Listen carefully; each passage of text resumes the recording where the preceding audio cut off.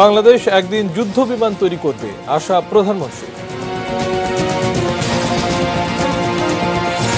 শৃঙ্খলা নষ্টের চেষ্টা চলছে, সতর্ক থাকা নির্দেশ সেনাপ্রধানের। অন্তত ৭০ গার্লফ্রেন্ডের অ্যাকাউন্টে পিকে হালদারের লেনদেন। রাষ্ট্রপতির কাছে ৪২ নাগরিকের চিঠিকে উদ্দেশ্য প্রণোদিত বলছে ইসি। শিশু সামিউল হত্যা মামলায় মা ও তার প্রেমিকের ফাঁসি। এবং করোনা আক্রান্তের সংখ্যা ৫ লাখ ছাড়ালো।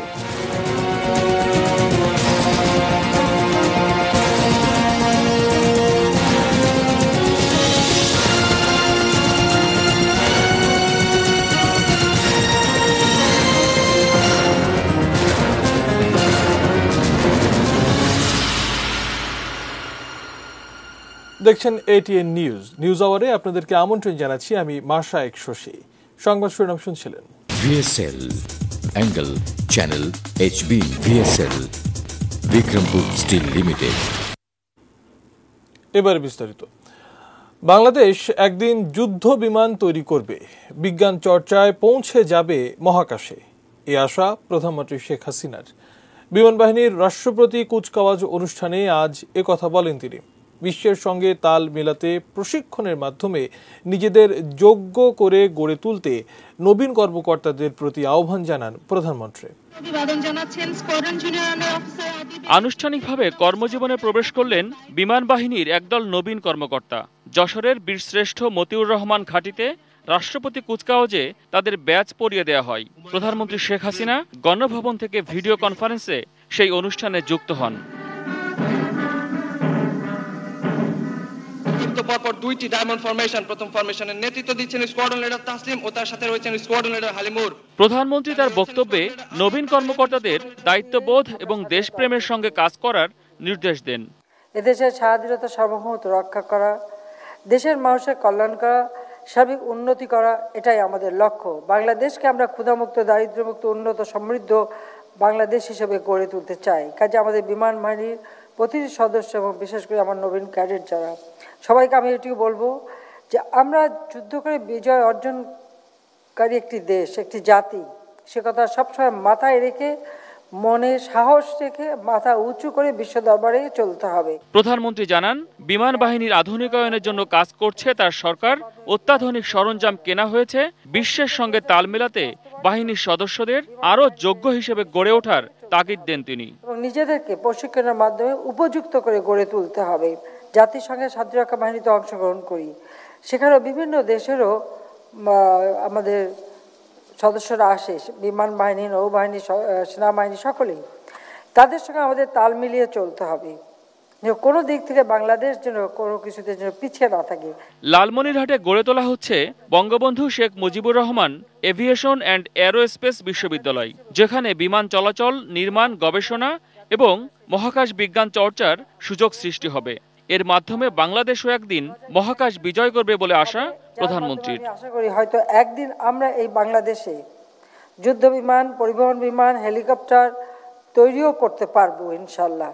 আর তাছাড়া আমরা মহাকাশে বিজ্ঞান চর্চা করা, হয়তো একদিন আমরা মহাকাশে পৌঁছেও যেতে পারি, সেই প্রচেষ্টা আমাদের থাকবে।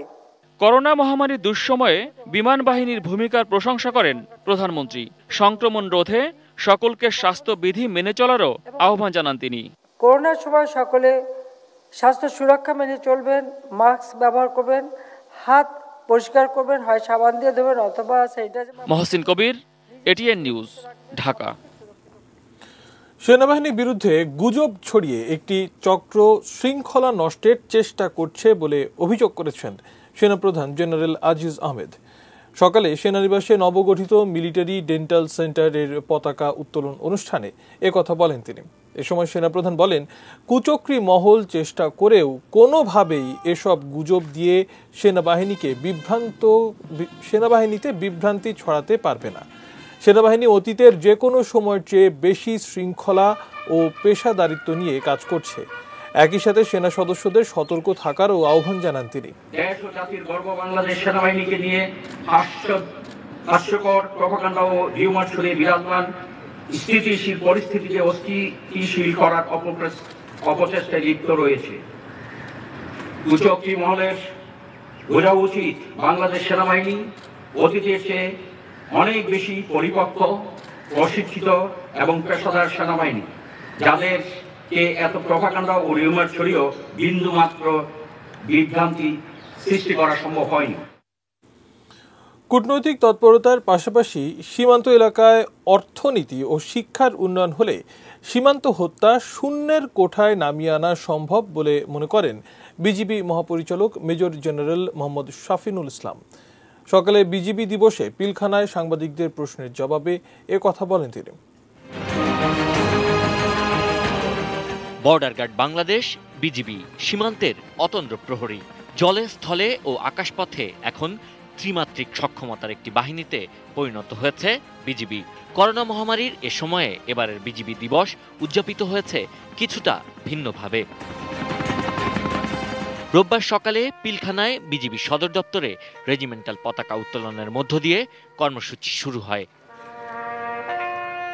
পরে মহান মুক্তিযুদ্ধে শহীদ ৮১৭ বিজিবি সদস্যের স্মরণে নির্মিত শহীদ মিনার, সীমান্ত গৌরবে ফুল দিয়ে শ্রদ্ধা জানান বাহিনী প্রধান মেজর জেনারেল মোহাম্মদ শাফিনুল ইসলাম। সঙ্গে ছিলেন বিভিন্ন ব্যাটালিয়নের ঊর্ধ্বতন কর্মকর্তারা। পরে সাংবাদিকদের প্রশ্নের জবাবে বিজিবি মহাপরিচালক বলেন, অরক্ষিত অঞ্চলে বিওপি স্থাপন ও সদস্যদের প্রযুক্তি বান্ধব করাই এখন বড় চ্যালেঞ্জ।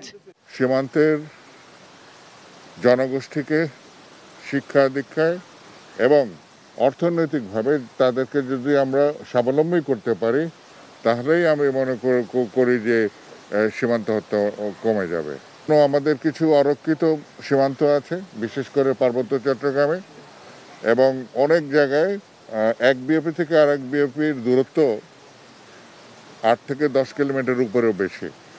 তো সেখানে নতুন নতুন বিওপি স্থাপন করে এই গ্যাপটাকে কমানো, অরক্ষিত যে স্থানগুলো আছে সেখানে নতুন বিওপি স্থাপন করে সমস্ত সীমানা আমাদের নিয়ন্ত্রণে আনা একটা সামনে আমি মনে করি একটা আমাদের একটা চ্যালেঞ্জ।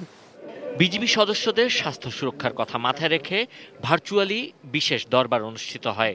2020 সালে বিভিন্ন ক্ষেত্রে উল্লেখযোগ্য অবদানের জন্য বিজিবি সদস্য ও কর্মকর্তাদের সম্মাননা দেয়া হয়। এছাড়া দিবসটিকে কেন্দ্র করে দিনব্যাপী রয়েছে নানা আয়োজন।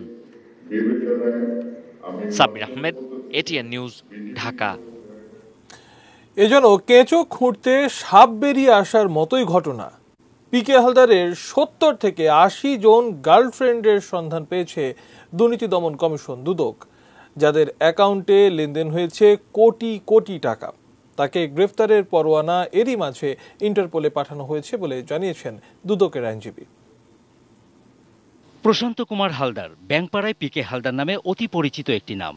পুঁজিবাজারে তালিকাভুক্ত নন ব্যাংকিং আর্থিক প্রতিষ্ঠান international leasing and financial services limited ILSFL এর ব্যবস্থাপনা পরিচালক ছিলেন তিনি। এই পদ ব্যবহার করে গ্রাহকের প্রায় 2,500 কোটি টাকা ও পিপুলস লিজিং থেকে আরও 1,000 কোটি সহ প্রায় 3600 কোটি টাকা লোপাট করে পালিয়েছেন বিদেশে। তার বিরুদ্ধে 300 কোটি টাকার অবৈধ সম্পদ অর্জনের অভিযোগে দুদকে মামলা রয়েছে। বর্তমানে গত দুদিন আগে আমরা একটি সার্চিং দিয়েছি, আমরা দেখেছি সে আছে দুবাইতে। তার হলো কানাডাতে 2টো কোম্পানির ফার্মের নাম পাওয়া গেছে, সেগুলো আমরা এখন এক্সামিন করছি।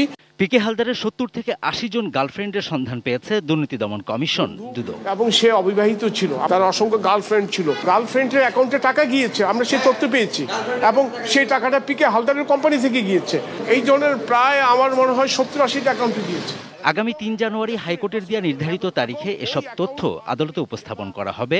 রোববার এক প্রশ্নের জবাবে একথা জানান দুদকের আইনজীবী। আমার মনে হয় খুব অল্প সময়ের মধ্যে চার্জশিট হয়ে যাবে। আর মাননীয় মহানগর দায়রা জজ আদালত থেকে যে ওয়ারেন্ট অফ অ্যারেস্টে পেয়েছি সেটা আমরা অলরেডি ট্রান্সমিট করে দিয়েছি মিনিস্ট্রি অফ হোমকে, এবং আমার জানা মতে মিনিস্ট্রি অফ হোম অলরেডি ইন্টারপোলকে এটা পাঠিয়ে দিয়েছে। গত 25 অক্টোবর পিকে হালদারের দেশে ফেরার কথা ছিল। বিমানের টিকিটও করেছিলেন। টাকা ফেরতের শর্তে দেশে ফিরতে চাইলেও দেশে ফিরলে গ্রেফতার হতে হবে হাইকোর্টের এমন আদেশের পর অসুস্থতার কথা বলে দেশে আসেননি PK Halder. Javed Akhtar, ATN news, Dhaka. পুলিশের অতিরিক্ত ডিআইজি মোখলেসুর রহমান ও তার স্ত্রী শরীফা বেগম মনির সম্পদের অনুসন্ধান শুরু করেছে দুর্নীতি দমন কমিশন দুদক। এই দম্পতির সম্পদ খতিয়ে দেখতে সংস্থার উপপরিচালক আবু বকর সিদ্দিককে রোববার নিয়োগ দেওয়া হয়। মোখলেসুর এখন পুলিশ একাডেমি সারদাতে কর্মরত। এর আগে মোখলেসুরের বিরুদ্ধে ঘুষ বাণিজ্য, ক্ষমতার অপব্যবহার সহ বিভিন্ন দুর্নীতির অভিযোগ এনে কমিশন দুদকের উপপরিচালক শাহিন আরা মমতাজকে অভিযোগ খতিয়ে দেখে প্রতিবেদন দাখিলের নির্দেশ দেন। তার প্রতিবেদনে বলা হয়, এ দম্পতির নামে পাওয়া সম্পদে বৈধ আয়ের সাথে সঙ্গতি নেই। ওই প্রতিবেদন যাচাই করে কমিশন এই দম্পতির স্থাবর অস্থাবর সম্পদ অনুসন্ধানের জন্য উপপরিচালক আবু বকর সিদ্দিককে নিয়োগ করেছে। এদিকে নির্বাচন কমিশন নিয়ে ৪২ বিশিষ্ট নাগরিকের বিবৃতিকে বিএনপি অফিসে করা ড্রাফট বলে মন্তব্য করেছেন তথ্যমন্ত্রী ডক্টর হাসান মাহমুদ। তারা বিবৃতি দিয়েছে গতকাল, তারা সবাই কিন্তু বিএনপি ঘরানার বুদ্ধিজীবী হিসেবে পরিচিত। হ্যাঁ, নির্বাচন কমিশন নিয়ে কোনো প্রশ্ন থাকলে সেটি অবশ্যই সেটি নিয়ে আলোচনা হতেই পারে, কিন্তু যে ভাষায় তারা বিবৃতি দিয়ে দেশের মানুষের দৃষ্টি অন্যদিকে নিবদ্ধ করার অপচেষ্টা চালিয়েছেন, সেটি বুদ্ধিজীবীদের বুদ্ধিদীপ্ত বিবৃতি মনে হয়নি, বরং বিএনপির ড্রাফট করা একটি বিবৃতি মনে হচ্ছে, এবং এটি বিএনপি অফিসেই ড্রাফট করা।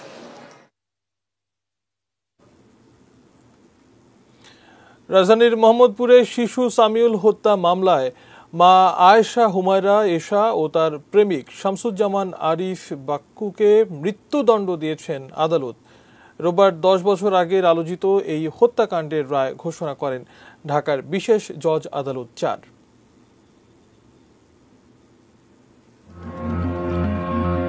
খন্দকার সামিউল আজিম ওয়াফির বয়স তখন মাত্র 5। রাজধানীর মোহাম্মদপুরের নবোদয় হাউজিংয়ে বাবা মার কোলে যখন নির্ভয়ে বেড়ে ওঠার কথা, তখন একদিন নিজের মায়ের হাতেই খুন হতে হয় সামিউলকে। সামিউল হত্যার পেছনে মা আয়েশা হুমায়রা এশার পরকিয়া। বাসায় বাবার অনুপস্থিতিতে প্রেমিক বাক্কুর সঙ্গে মাকে দেখে ফেলে সামিউল। এই ছিল অপরাধ। মায়ের অনৈতিক সম্পর্কটা দেখে ফেলে এবং বাবাকে বলে দিবে, এই আশঙ্কা থেকেই এই হত্যাকাণ্ডের পরিকল্পিতভাবে এই হত্যাকাণ্ডটা ঘটানো হয়েছে। বিচারক রায় দিয়েছেন, উভয় আসামিকেই মৃত্যুদণ্ডে দণ্ডিত করেছেন। 2010 সালের 23 জুন নিজেদের পরকীয়ার সাক্ষী শিশুটিকে শ্বাসরোধে হত্যা করে মা এশা ও তার প্রেমিক বাক্কু। এরপর প্রথমে বাসার ফ্রিজে মৃত সন্তানের দেহ লুকিয়ে রাখে এশা। পরদিন বস্তায় ভরে ফেলে দেওয়া হয় রাস্তায়। মরদেহ উদ্ধারের পর পুলিশের তদন্তে বেরিয়ে আসে মূল ঘটনা। সামিউলের বাবা কে এ আজম মামলা করেন। 2 আসামি অপরাধ স্বীকার করে জবানবন্দি দেয়। বিচার চলাকালে সামিউলের বাবা অসুস্থ হয়ে পড়ায় স্ত্রী এশার জামিন চান। এশা জামিন পাওয়ার পর একই বিবেচনায় জামিন পায় তার প্রেমিক বাক্কু। জামিন পেয়েই পালায় 2 ঘাতক। আর মামলার বাদী কে এ আজম এক পর্যায়ে মারা যান। উনি সাক্ষী দিয়েই পরবর্তীতে অসুস্থতার কারণে মারা গেছেন, এবং এরপরেই রাষ্ট্র এই মামলাটা আস্তে আস্তে এগিয়ে নিয়ে গেছেন বিচারের দিকে, রায়ের দিকে। Ashikur Rahman Apu, ATN news, Dhaka. আবার নির্বাচন কমিশন প্রসঙ্গ। নির্বাচন কমিশনের বিরুদ্ধে আর্থিক অনিয়ম ও দুর্নীতির অভিযোগ জানিয়ে রাষ্ট্রপতির কাছে ৪২ বিশিষ্ট নাগরিকের চিঠি ভিত্তিহীন বলে মত দিয়েছেন নির্বাচন কমিশনার অবসরপ্রাপ্ত ব্রিগেডিয়ার জেনারেল শাহাদাত হোসেন চৌধুরী। দুপুরে সাংবাদিকদের তিনি বলেন, এই চিঠি উদ্দেশ্য প্রণোদিত হতে পারে, তাই কমিশন প্রশ্নের সম্মুখীন নয়।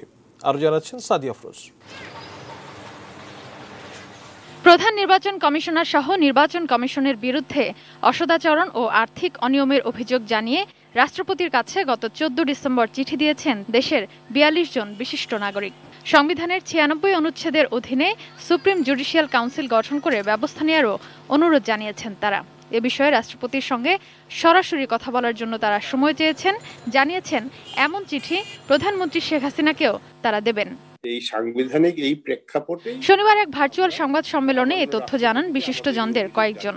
সুশাসনের জন্য নাগরিক সুজনের পক্ষ থেকে লিখিত বক্তব্যে চিঠিতে কয়েকটি সুনির্দিষ্ট অভিযোগ তুলে ধরা হয়। অভিযোগগুলো হলো নির্বাচন কমিশনারদের বিশিষ্ট বক্তা হিসেবে 2 কোটি টাকার বেশি গ্রহণ, কর্মচারী নিয়োগের নামে 4 কোটি 8 লাখ টাকার দুর্নীতি, নিয়ম বহির্ভূতভাবে 3টি করে গাড়ি ব্যবহার এবং ইভিএম কেনায় অনিয়ম। এছাড়া অসদাচরণের মধ্যে রয়েছে একাদশ জাতীয় সংসদ, ঢাকা উত্তর দক্ষিণ সহ বেশ কয়েকটি সিটি কর্পোরেশন নির্বাচনে অনিয়ম। তদন্তে তারা দোষী প্রমাণ হবেন এবং রাষ্ট্রপতি তাদেরকে অপসারণ করবেন। ভার্চুয়াল সংবাদ সম্মেলনে আইনজীবী ডক্টর শাহদিন মালিক এমন আশাবাদ জানান। সাংবিধানিক পদে যারা উদ্দিষ্ট আছেন তাদের বিরুদ্ধে গুরুতর অসদাচরণের অভিযোগ আসলে সেই অভিযোগের ব্যাপারে সুপ্রিম জুডিশিয়াল কাউন্সিলকে তদন্তের নির্দেশ দিতে পারবেন একমাত্র রাষ্ট্রপতি। এ বিষয়ে রোববার নির্বাচন ভবনে নিজস্ব মত দেন কমিশনার ব্রিগেডিয়ার জেনারেল অবসরপ্রাপ্ত শাহাদাত হোসেন চৌধুরী। তিনি বলেন, এ ধরনের অভিযোগ ভিত্তিহীন ও উদ্দেশ্য প্রণোদিত, তবে চিঠির বিষয়ে কিছু করার এখতিয়ার রাষ্ট্রপতিরই। এটা হয়তোবা কোনো উদ্দেশ্য প্রণোদিত এবং এগুলো কোনোটাই ভিত্তি আছে বলে আমি মনে করি না, এবং এরকম একটা বিষয় উপস্থাপন করা আমি মনে করি যে এটা সুধীজনদের জন্য এটা বিবেচনাপ্রসূত নয়। কমিশনকে অভিযুক্ত করা ও ব্যবস্থা নেওয়ার বিষয়ে বিশিষ্ট নাগরিকদের অবস্থান শিষ্টাচার বহির্ভূত কিনা সে প্রশ্নও তোলেন তিনি। একসাথে ওনারা মহামান্য রাষ্ট্রপতির কাছে অভিযোগ স্থাপন করলেন, আবার আমাদেরকে অভিযুক্ত করে ফেললেন। শুধু সেটা নয়, আমাদের করণীয় বা আমাদের কি দণ্ড সেটাও এক অর্থে দিয়ে দিলেন। সেটা কতখানি বিবেচনাপ্রসূত বা সেটা শিষ্টাচার বর্জিত কিনা সেটা আমার মনে হয় সেটা আপনাদের উপরে আমি সেটার সেই বিবেচনার ভারটা আমি দিলাম। রাষ্ট্রপতির কাছে চিঠির কারণে নির্বাচন কমিশন প্রশ্নের মুখে পড়েনি বলে দাবি করেন এই নির্বাচন কমিশনার। এখন তো অবশ্যই। Sadia Afroz, ATN news, Dhaka. এবার কোভিড-19 প্রসঙ্গ। দেশে করোনা আক্রান্তের সংখ্যা 5 লাখ ছাড়ালো। অন্যদিকে করোনা আক্রান্ত হয়ে গত 24 ঘন্টায় মারা গেছেন 38 জন। এ নিয়ে দেশে করোনায় মোট মৃতের সংখ্যা দাঁড়ালো 7,280। রোববার স্বাস্থ্য অধিদপ্তরের সংবাদ বিজ্ঞপ্তিতে এ তথ্য জানানো হয়। দেশের 160টি ল্যাবে সর্বশেষ 13,316 জনের নমুনা পরীক্ষায় নতুন আক্রান্ত পাওয়া গেছে 1,153 জন। এ নিয়ে এখন পর্যন্ত করোনা শনাক্তের মোট সংখ্যা 5,713। এছাড়া সর্বশেষ 1,926 জন সহ মোট সুস্থের সংখ্যা 4,37,527।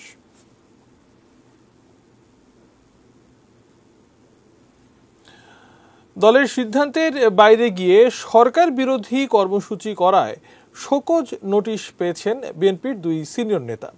এ নিয়ে বিএনপির ভেতরে প্রতিক্রিয়া মিশ্র। একই সঙ্গে কোন পথে হাঁটছে দল সেই প্রশ্ন উঠেছে আবারও। সাজেদা সুইটি রিপোর্ট।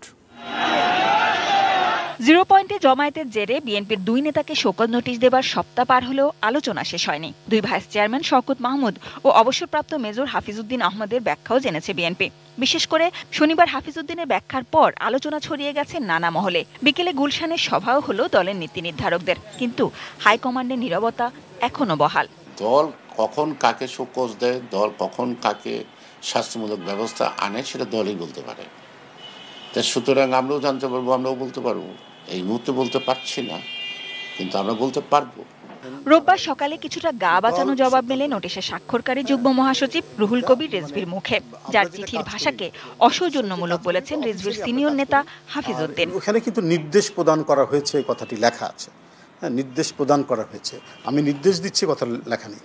আর উনি আমার বিষয়ে বা অন্য কোনো বিষয়ে যেগুলো কথা বলছেন, সিনিয়র মানুষ, আমি আমার কোনো বক্তব্য নেই। অস্বস্তিতে থাকা হাইকমান্ডের সিদ্ধান্ত জানার অপেক্ষায় দলের অন্যরাও। আমাদের দলের যারা নেতা তারা কিন্তু একটা জায়গায় যাবার সময় অবশ্যই তাকে দলের সাথে পরামর্শ করতে হবে যে এরকম একটা অনুষ্ঠান হচ্ছে, আমরা সেখানে যাব কি যাব না। বিরোধী দলে থেকে সরকারের বিরুদ্ধে কর্মসূচি করায় দলীয় ব্যবস্থা। কিছুটা ভেবাচাকা খেয়েছেন তৃণমূলের নেতা কর্মীরাও। তাই দলের সিদ্ধান্তকে যেমন ভুল বলছেন না, তেমনি আবার যুক্তি দেখাচ্ছেন শোকজ পাওয়া নেতাদের কাজেরও। 14 ডিসেম্বর উনি যে সিলেট বিজয় করেছেন, সেই দিনে উনাকে অত শোকজ করছে দল থেকে, এই জন্য উনার একটু রাগ ক্ষোভটা আসছে আর কি। দলের এই অবস্থা দেখে ওনার বিবেকের তাড়নায় করেছেন। অবশ্য পুরো ঘটনায় বিএনপির অদূরদর্শিতাই দেখছেন দলটির শুভাকাঙ্ক্ষী ডাক্তার জাফরুল্লাহ চৌধুরী। তিনি মনে করছেন ভুল সময়ে ভুলই বাড়াচ্ছে বিএনপি। তাদেরকে মাঠে নামতে হবে, যেটা প্রক্রিয়াটা শওকত আলী আমাদের হাফিজ মেজর হাফিজ শুরু করেছেন, তাদেরকে কনগ্রেচুলেট করা উচিত। তারা এটাকে ভুল আর দেরি না করে তাদেরকে এক্ষুনি এটা যেহেতু ওরা উত্তর দিয়ে দিয়েছে, তারা বলছে যে আমাদের ভুল বুঝাচ্ছে না, আপনারা প্লিজ গো অ্যাহেড। বলছেন বিএনপির ভবিষ্যৎ বাঁচাতে নতুন নেতৃত্বই এখন ভরসা। খালেদা জিয়া বা তারেক রহমান নন, দলের ভার নিতে হবে তারেক কন্যা জাইমা রহমানকে। তারা করছে নবীনের হাতে ক্ষমতা ছাড়তে ভয় পাচ্ছে, এটা আর কিচ্ছুই না। আজকে তারিখের সময় শেষ হয়ে গেছে, এখন জাইমার সময়। জাইবকে আনলে তার ইয়াং, লেখাপড়া জানা মহিলা, ব্যারিস্টারি পাশ করেছে, গণতান্ত্রিক দেশে বড় হয়েছে, গণতন্ত্রের দেশে তার আশা আকাঙ্ক্ষা সেটাকে এখানে সে প্রয়োগ করতে পারবে। Sajida Sweety, ATN news, Dhaka. BNP নেতা অবসরপ্রাপ্ত মেজর হাফিজকে কারণ দর্শানোর নোটিশ দেওয়ার বিষয়টিকে মুক্তিযুদ্ধের অবমাননা বলেই মনে করেন আওয়ামী লীগ সাধারণ সম্পাদক ওবায়দুল কাদের। সকালে সচিবালয়ে নিজ দপ্তরে আয়োজিত সংবাদ সম্মেলনে তিনি জানান, নেতিবাচক রাজনীতির কারণে বিএনপি এখন জনবিচ্ছিন্ন এবং তাদের নেতৃত্বেও বিভক্তির সৃষ্টি হয়েছে। দলে একজন খেতাবদারী মুক্তিযোদ্ধা এবং ভাইস চেয়ারম্যানকে সত্য বলার অপরাধে সম্প্রতি অপমানকর শোকজ করা হয়েছে বলে গণমাধ্যমে খবর দেখেছি। এর মাধ্যমে দেশের মুক্তিযুদ্ধ এবং মুক্তিযোদ্ধাদের প্রতি অবমাননাকার আচরণই ফুটে ওঠে। সুযোগ পেলে তারা দলের যে কোনো নেতাকে আস্থা করে ছুঁড়ে ফেলতে পারে। সময় হলো বাজিদ স্টিল বিরতি নেবার, এরপর আরো জানিয়ে ফিরব।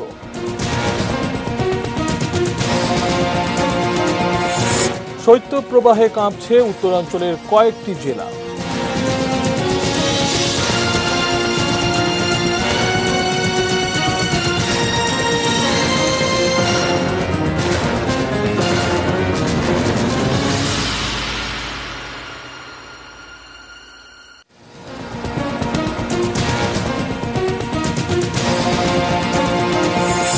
বাংলাদেশ একদিন যুদ্ধ বিমান তৈরি করবে, আশা প্রধানমন্ত্রী।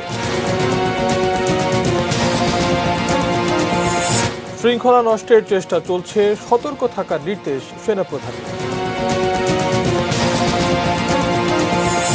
অন্তত 70 গার্লফ্রেন্ডের অ্যাকাউন্টে পিকে হালদারের লেনদেন।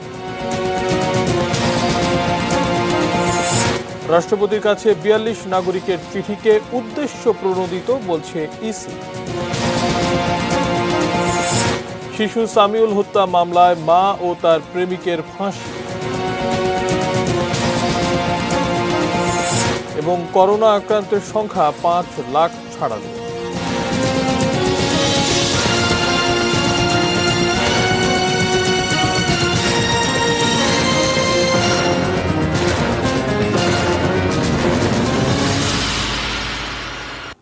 বিরতির পর আবারও আমন্ত্রণ জানাচ্ছি নিউজ আওয়ারে। ধন্যবাদ আমাদের সঙ্গে থাকার জন্য। সংবাদ শিরোনাম দেখে নিচ্ছিলাম আরো কিছু সংবাদ জানাবো। বঙ্গবন্ধুর ভাস্কর্যের উপর আঘাতকারীরা মুক্তিযুদ্ধের চেতনা বিরোধী, তারা রাষ্ট্রদ্রোহী, মন্তব্য কৃষিমন্ত্রী ডক্টর মোহাম্মদ আব্দুর রাজ্জাকের। বঙ্গবন্ধুর ভাস্কর্য ভাঙার প্রতিবাদে সকালে জাতীয় সংসদ ভবনের সামনে কৃষি মন্ত্রণালয় আয়োজিত মানববন্ধনে একথা বলেন তিনি। মন্ত্রী আরো বলেন, রাজাকার স্বাধীনতা বিরোধী চক্র এখনও দেশের ভাবমূর্তি ক্ষুণ্ণ করতে তৎপর, যে কোনো মূল্যে তাদের মূলোৎপাটন করা হবে।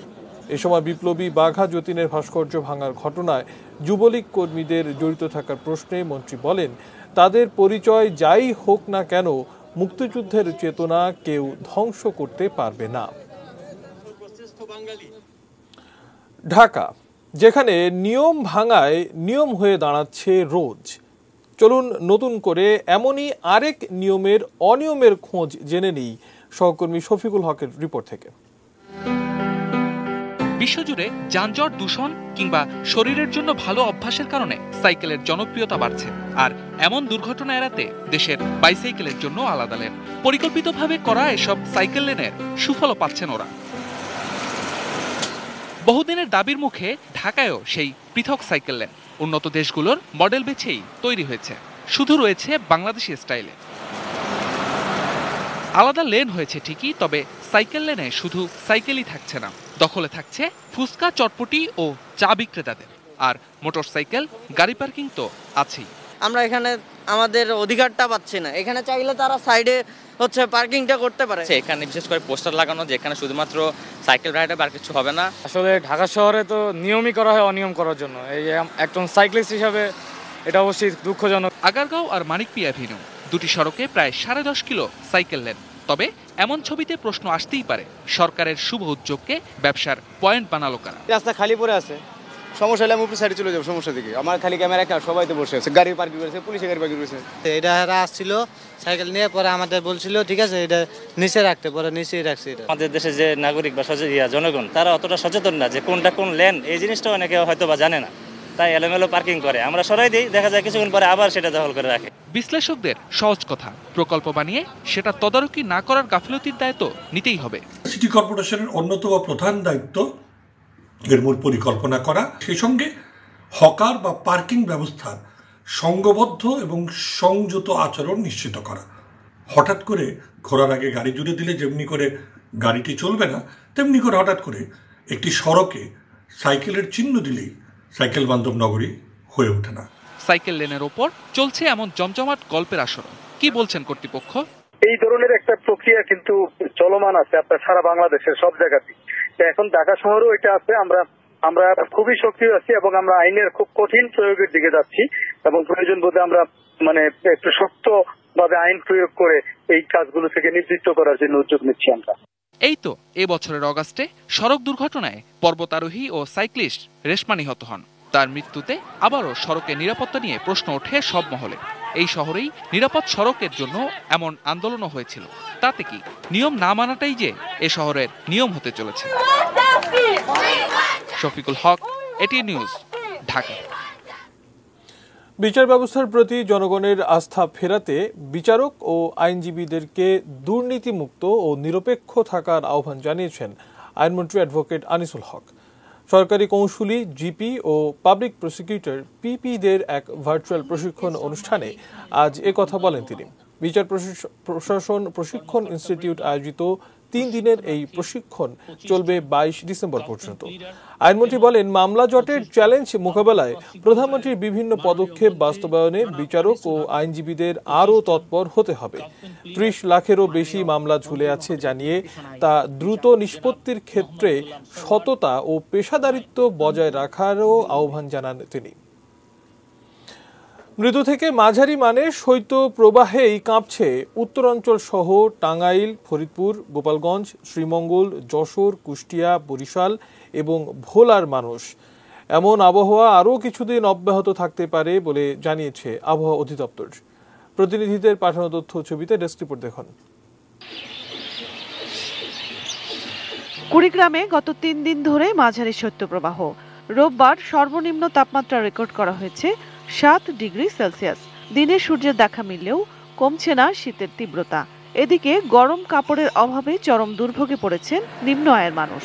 সদর হাসপাতালে প্রতিদিনই বাড়ছে শীতজনিত রোগীর সংখ্যা। গত 2 দিনে লালমনিরহাটের সূর্যের তেমন দেখা মেলেনি।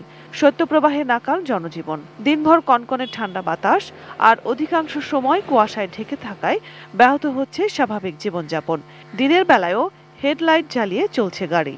যে ঠান্ডা, রিক্সা চড়ে গায় আর ইনকাম করি কি? সকাল থেকে আমরা দাঁড়িয়ে আছি, এখন মানুষ ঠান্ডা তো চড়ে না। ঠান্ডার কারণে কামলা আইসে না, আর জমি তো আমার অপেক্ষায় থাকে না, কাজ করাই লাগবে। এখন তো ঠান্ডায় কাজ করা যাচ্ছে না, একটু কাজ করলে মাঠ থাকা যায় না। বরিশালে কয়েকদিন ধরে শৈত্যপ্রবাহ বয়ে যাচ্ছে। ডায়রিয়া, নিউমোনিয়া, সর্দি, কাশি, জ্বর সহ শীতজনিত রোগ বেড়েছে। শিশুরাই আক্রান্ত হচ্ছে বেশি। বরিশালে রোববার সর্বনিম্ন তাপমাত্রা 9.3 ডিগ্রি সেলসিয়াস রেকর্ড করা হয়েছে। সিরাজগঞ্জে শৈত্যপ্রবাহ আর কনকনে ঠান্ডায় ভোগান্তিতে পড়েছে মানুষ।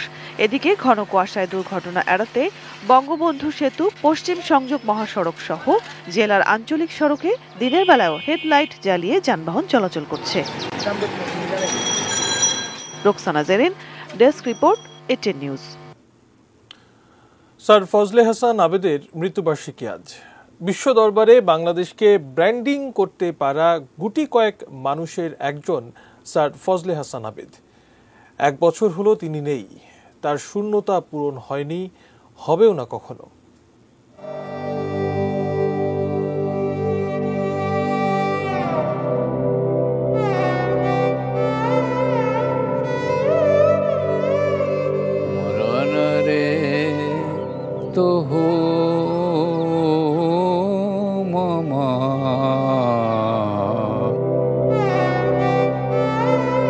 ছোটবেলায় কবি হতে চেয়েছিলেন স্যার ফজলে হাসান আবেদ। কবি যে তিনি হননি তা কি বলা যায়? জীবনের কবিতায় একের পর এক ছন্দ মিলিয়ে সুনিপুণভাবে গেঁথেছেন সফলতার মালা, যার প্রতিটি গাঁথুনিতেই রয়েছে মানুষের জন্য ভালোবাসা। What I would have liked earlier on in my life was to become a poet, but I was not very good at writing poetry, so I decided that I would rather do something else.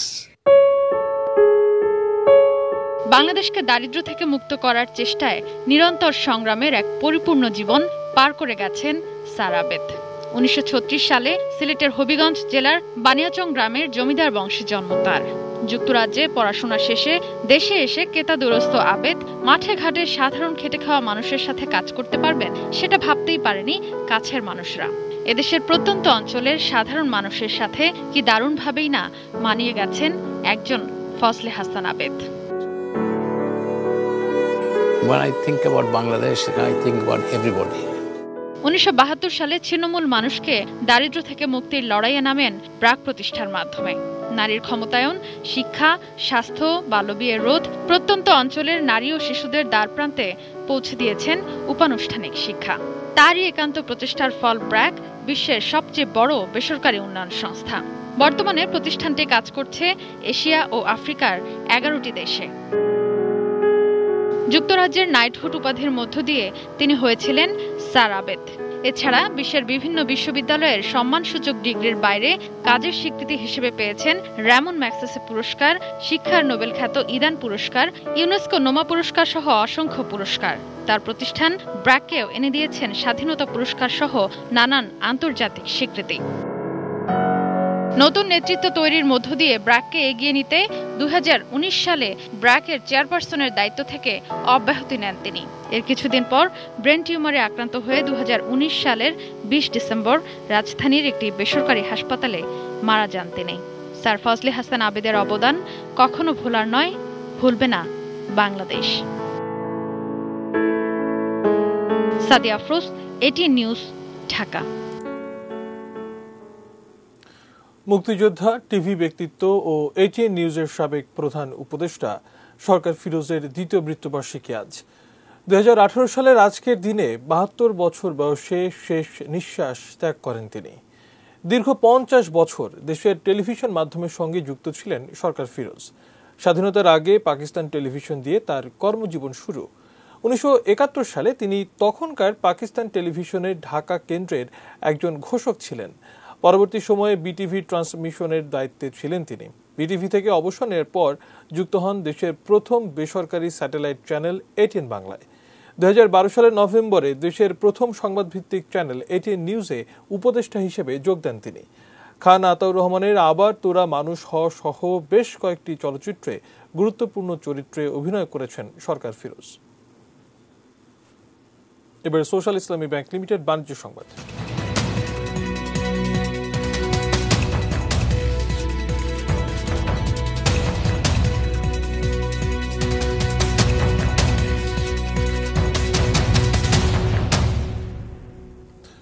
কাঁচা পাটের দাম না কমলে আগামী মাসগুলোতে পাট পণ্যের রপ্তানি ধাক্কা খাওয়ার আশঙ্কা করছেন ব্যবসায়ীরা।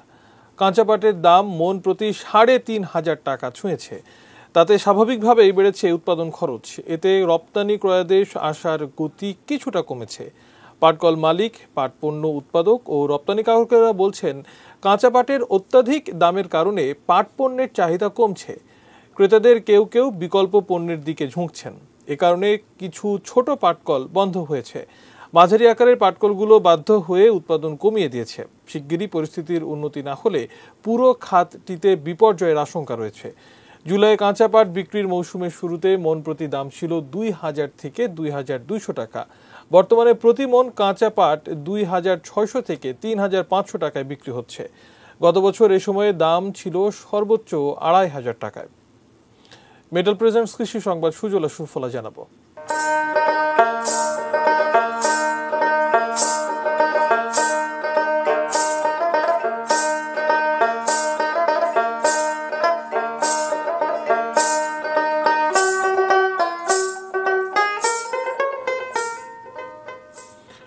চুয়াডাঙ্গায় ভুট্টা খেতে ব্যাপক হারে ফসল বিধ্বংসী আর্মি ওয়ার্ম পোকার আক্রমণ দেখা দিয়েছে।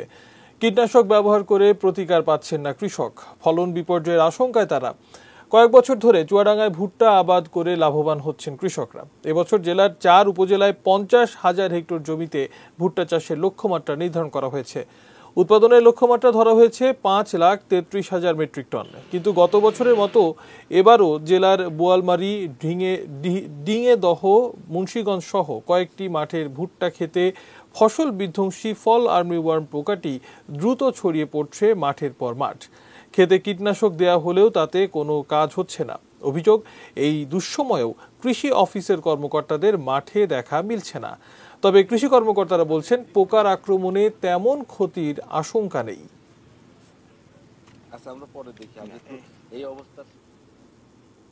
সময় হলো আরো একবার বাজিদ স্টিল বিরতি নেবার, এরপর আরো জানিয়ে ফিরব।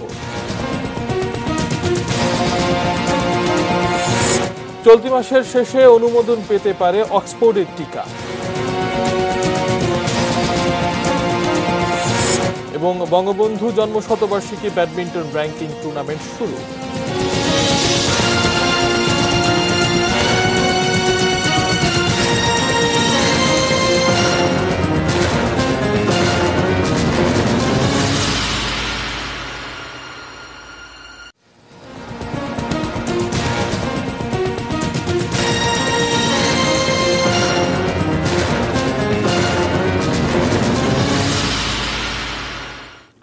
বিরতির পর আবার আমন্ত্রণ জানাচ্ছি নিউজ আওয়ারে। ধন্যবাদ আমাদের সঙ্গে থাকার জন্য। এবারে দেশে বাইরের খবর জানাবো।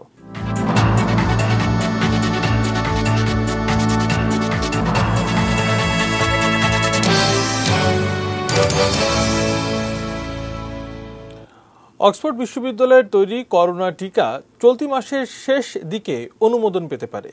যুক্তরাজ্য সরকারের জ্যেষ্ঠ কর্মকর্তাদের বরাত দিয়ে দ্য ডেইলি টেলিগ্রাফ জানিয়েছে, দেশটির medicine and health care regulatory agency ২৮ বা ২৯ ডিসেম্বর অক্সফোর্ড অ্যাস্ট্রাজেনেকার টিকার অনুমোদন দিতে পারে। যুক্তরাজ্যের স্বাস্থ্য কর্মকর্তারা বলছেন, এই টিকা অনুমোদন পেলে তা গেম চেঞ্জার হিসেবে ভূমিকা নেবে। কারণ ফাইজার বায়োএনটেকের তুলনায় অক্সফোর্ড অ্যাস্ট্রাজেনেকার টিকা সংরক্ষণ, পরিবহন ও প্রদান অনেক বেশি সহজ হবে। তবে ফাইজারের মতো অক্সফোর্ডের টিকারও ২টি করে ডোজ নিতে হবে। অক্সফোর্ডের টিকা অনুমোদন পেলে আগামী বছরের শুরুর দিকে দেশটিতে তার প্রয়োগ শুরু হতে পারে।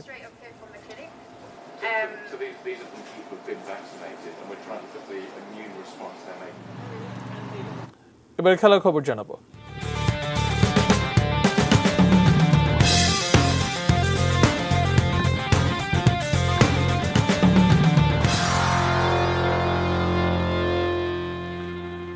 ষোলো মাস পর রাজধানীতে শুরু হয়েছে বঙ্গবন্ধু জন্মশতবার্ষিকী ব্যাডমিন্টন র্যাঙ্কিং টুর্নামেন্ট। মোট 5টি ইভেন্টের খেলায় চ্যাম্পিয়নদের দেওয়া হবে 4 লাখ টাকা। করোনার কারণে ব্যাডমিন্টন ইভেন্টেও ছেদ পড়েছে, কিন্তু নতুন কমিটির দায়িত্ব নেওয়ার পর আবারও কোর্টে ফিরেছে খেলা। শহীদ তাজউদ্দিন ইনডোর স্টেডিয়ামে প্রায় 19 লাখ টাকার এই প্রতিযোগিতার উদ্বোধন করেন স্থানীয় সরকার মন্ত্রী মোহাম্মদ তাজুল ইসলাম। উদ্বোধন শেষে সংবাদ মাধ্যমের মুখোমুখি হন মন্ত্রী, জানালেন যুব সমাজকে মাদক থেকে দূরে রাখতে এই ধরনের প্রতিযোগিতার বিকল্প নেই। খেলাধুলা তো আসলে আমাদের জাতিগতভাবে বঙ্গবন্ধু তার জীবন দশায় বিভিন্নভাবে এটাকে বিস্তার লাভ করানোর চেষ্টা করেছেন এবং সকল শ্রেণী পেশার লোকদেরকে যাতে নাকি স্ব আঙ্গিকে তারা যেন নাকি আনন্দ উৎসব এবং শারীরিক কসরতগুলো করে, এগুলা করার মাধ্যম দিয়ে গোটা জাতির মধ্যে একটা মানসিক পবিত্রতা আসবে। আর ফেডারেশনের সভাপতি আব্দুল মালেক বললেন, প্রতিভাবান খেলোয়াড় বের করে আনতে নানা কর্মসূচি হাতে নিয়েছেন তারা। আমরা আগামী জানুয়ারি থেকে বঙ্গবন্ধুর জন্ম শতবার্ষিকীর 2021-এর 17ই মার্চের আগ পর্যন্ত আমরা কিন্তু সারা দেশে আরেকটি কর্মসূচি নিচ্ছি। এদিকে সাধারণ সম্পাদক মোহাম্মদ কবিরুল ইসলাম বললেন, দেশের ব্যাডমিন্টন ইতিহাসের এত বড় বাজেটের ইভেন্ট আর কখনোই হয়নি। ক্রিকেট ফুটবলের পাশাপাশি এই খেলাকে আরো জনপ্রিয়তা বাড়াতে কাজ করে যাচ্ছেন তারা। এই টুর্নামেন্টটা আপনারা দেখেছেন উদ্বোধনটা কেমন হয়েছে। ইনশাআল্লাহ আমরা সমাপনীর মাধ্যমে আমরা প্রমাণ করে দেব যে আমরা ব্যাডমিন্টনকে ভালোবাসি এবং ব্যাডমিন্টনকে একটি উচ্চ জায়গায় বাংলাদেশ থেকে এবং বাংলাদেশ এবং বিশ্বের মধ্যে আমরা নিয়ে যাব। বিরতি শেষে খেলায় ফিরতে পেরে খুশি ব্যাডমিন্টন খেলোয়াড়রা। ফেডারেশন থেকে একটা টুর্নামেন্ট দিচ্ছে র্যাঙ্কিং, তো আমরা আরও খুশি হয়ে ভালো প্রিপারেশন নিছি যেন আবার আমার র্যাঙ্কিংটা ধরে রাখতে পারি। প্লেয়াররা অবশ্যই সম্মানের জন্য খেলি, কিন্তু আমাদের প্রাইজ মানি বা আমাদের সম্মানীটাও কিন্তু প্রয়োজন। যেহেতু এবার আগে থেকেই করছে ডিক্লেয়ার দিছে, সেহেতু সব প্লেয়ারদেরই স্পিড থাকবে বেশি অনেক। পুরুষ ও মহিলা মিলে মোট 142 জন প্রতিযোগী এবারের টুর্নামেন্টে অংশ নিচ্ছে, যার মধ্যে পুরুষ প্রতিযোগীর সংখ্যা 113 জন। নারী খেলোয়াড় রয়েছেন 29 জন। 5 দিন ধরে চলা আসরটির ফাইনাল অনুষ্ঠিত হবে বৃহস্পতিবার। Shubhodeb Nath, ATN news, Dhaka. এবার এক নজরে শিরোনামগুলো জানিয়ে দেব আরো একবার।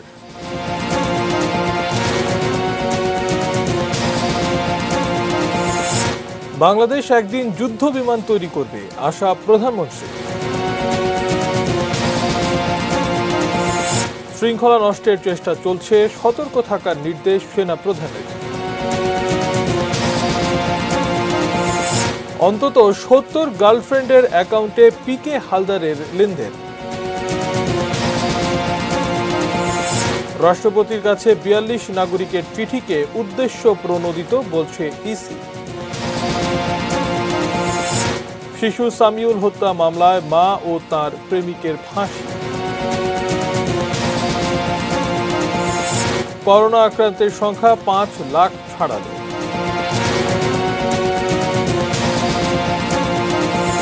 শৈত্যপ্রবাহে কাঁপছে উত্তরাঞ্চলের কয়েকটি জেলা।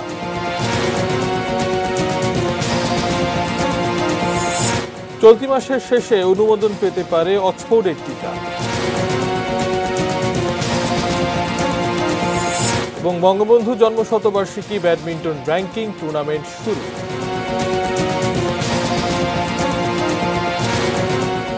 এই ছিল নিউজ আওয়ার। সঙ্গে থাকুন, দেখতে থাকুন ATN নিউজ। ATN নিউজের ব্রেকিং নিউজ আপনার মোবাইলে পেতে টাইপ করুন START স্পেস AN এবং পাঠিয়ে দিন 5959 নম্বরে। ধন্যবাদ।